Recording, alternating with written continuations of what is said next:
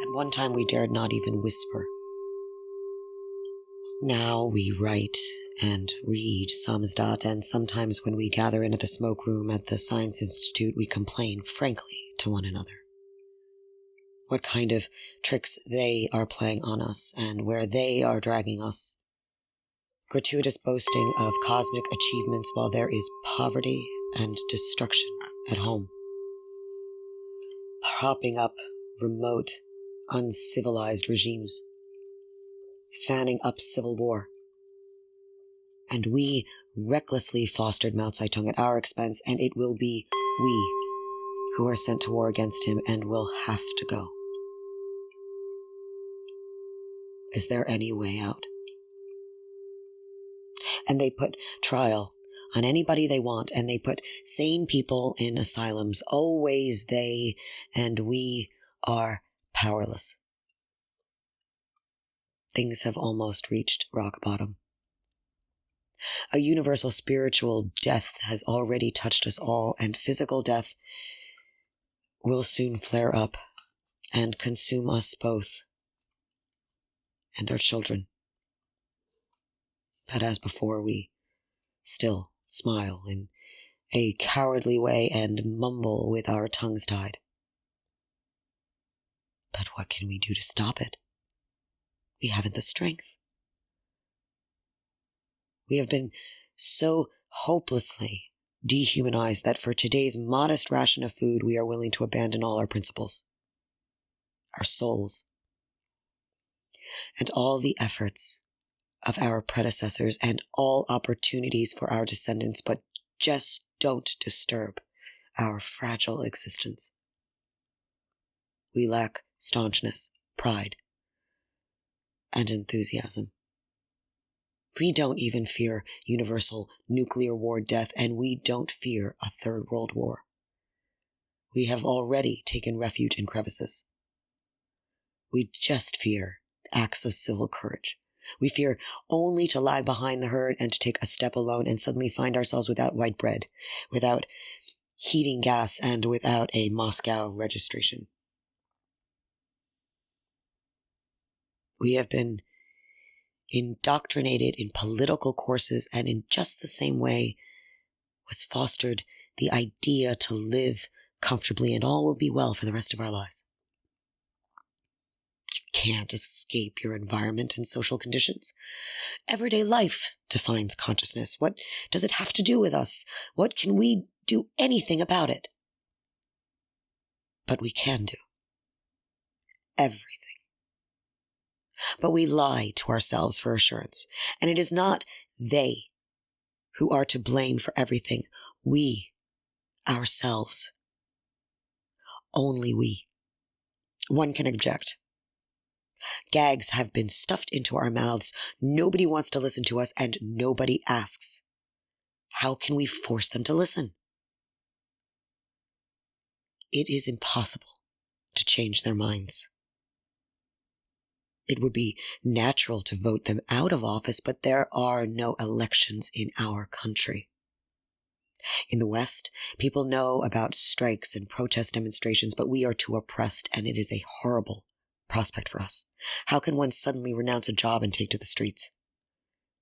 Yet, the other fatal paths probed during the past century by our bitter Russian history are nevertheless not for us, and truly, we don't need them. Now that the Axis has done their work when everything was sown, has sprouted anew, we can see that the young and presumptuous people who thought they would make out country, make our country happy through terror, bloody rebellion, and civil war were themselves misled. No thanks, fathers of education. Now we know that infamous methods breed infamous results. Let our hands be clean. The circle, is it closed? And is there really no way out? And is there only one thing left for us to do, to wait without taking action? maybe something will happen by itself. It will never happen. As long as we daily do not sever ourselves from the most perceptible of its aspects. Lies. When violence intrudes into peaceful life, its face glows with self-confidence, as if it were carrying a banner and shouting, "I am violence, run away, make way for me, I will crush you." But violence quickly grows old, and it has lost confidence within itself, and in order to maintain a respectable face, it summons falsehoods as its ally. Since violence lays its ponderous paw not on every day and not on every shoulder, it demands from us only obedience to lies and daily participation in lies. All loyalty lies in that. And the simplest and most accessible key to our self-neglected liberation lies right here. Personal non-participation in lies. Though lies conceal everything. Though lies embrace everything. Not with any help from me. This opens a breach in the imaginary encirclement caused by our inaction. It is the easiest thing to do for us, but the most devastating for the lies. Because when people renounce lies, it simply cuts short their existence like an infection. They can only exist in a living organism. We do not exhort ourselves. We have not sufficiently matured to march into the squares and shout the truth out loud or to express aloud what we think. It's not necessary. It's dangerous. But let us refuse to say what we do not think. This is our path, the easiest and most accessible one, which takes into account our inherent cowardice, already well rooted. And it is much easier, it is dangerous to even say this, than the sort of civil disobedience which Gandhi advocated. Our path is to walk away from the gangrenous boundary. If we did not paste together the dead bones and scales of ideology, if we did not sew together the rotting rags, we would be astonished how quickly the lies would be rendered helpless and subside. That which should be naked would then really appear naked before the whole world. So, in our timidity, let each of us make a choice, whether to remain a conscious servant of falsehood. Of course, it is not out of inclination, but to feed one's family that one raises his children in the spirit of lies. Or to shrug off the lies and become an honest man worthy of respect both by one's children and contemporaries. And from that day onward, he will not henceforth write, sign, or print in any way a single phrase which, in his opinion, distorts the truth. Will utter such a phrase neither in private conversation nor in the presence of many people, neither on his own behalf nor at the prompting of someone else, neither in the role of agitator, teacher, education, nor in a theater role. Will not depict, foster, or broadcast a single idea which he can see is false, or a distortion of the truth, whether it be in painting, sculpture, photography, technical science, or music. Will not cite out of context, either orally or a written single quotation, so as to please someone, to feather his own nest, to achieve success in his work if he does not share completely the idea which is quoted, or if it does not accurately reflect the matter at issue. Will not allow himself to be compelled to attend demonstrations or meetings if they are contrary to his desire or will.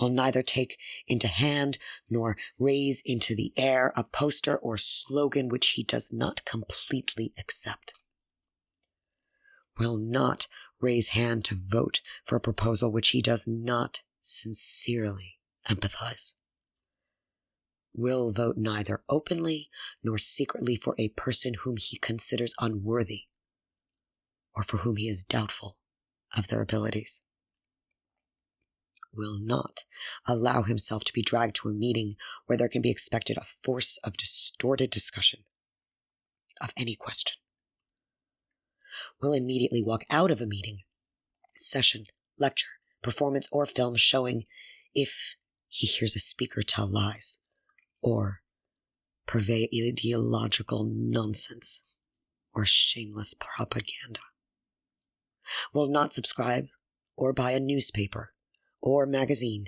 in which information is distorted and primary facts concealed.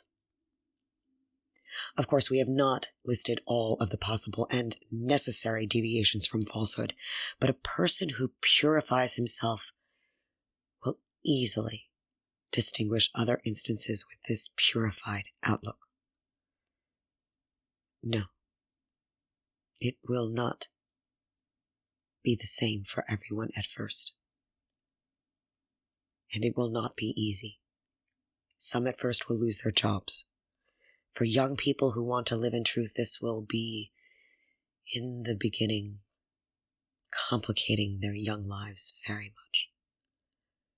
Because their required education and recitations are stuffed with lies. And it is necessary to make a choice. But there are no loopholes for anybody who wants to be honest. On any given day, one of us will be confronted with at least one of the above-mentioned choices, even in the most secure of technical sciences, either truth or falsehood, towards spiritual independence or toward spiritual servitude. And he who is not sufficiently courageous even to defend his own soul, do not let him be proud of his progressive views. And don't let him boast that as an academician or a people's artist, a merited figure or a general, let him say to himself, I am in the herd and a coward. It's all the same to me, so long as I am fed and I am warm. Even this path, which is the most modest of all paths of resistance, will not be easy for us, but it is much easier than self-immolation or a hunger strike. The flames will not envelop your body, your eyeballs will not burst out from the heat, and brown bread and clean water will always be available to your family. A great people of Europe, the Czechoslovaks whom we betrayed and deceived, haven't they shown us how a vulnerable breast can stand up even against tanks if there is a worthy heart within it? You say it will not be easy, but it will be the easiest of all possible resources. It will not be an easy choice for the body, but it is the only one for the soul. It is not an easy path, but there are already people, even dozens of them, who over the years have maintained all these points and live by truth. So you will not be the first to take this path, but will join those who have already taken it. This path will be easier and shorter for all of us if we take it by mutual efforts and in close rank. If there are tens of thousands of us, then we would not even recognize our country. If we are too frightened, then we should stop complaining that someone is suffocating us. We ourselves are doing it. Let us then bow down even more. Let us wail, and our brothers, the biologists, will help bring nearer the day when they are able to read our thoughts, and that they are found worthless and hopeless. And if we get cold feet, even taking this step, then we are indeed worthless and hopeless. And the scorn of Pushkin should be directed to us. Why should cattle have the gifts of freedom? Their heritage, from generation to generation, is the bellowed yoke and lash. Live Not by Lies, by Aleksandr Solzhenitsyn, 1974. Written day before his arrest.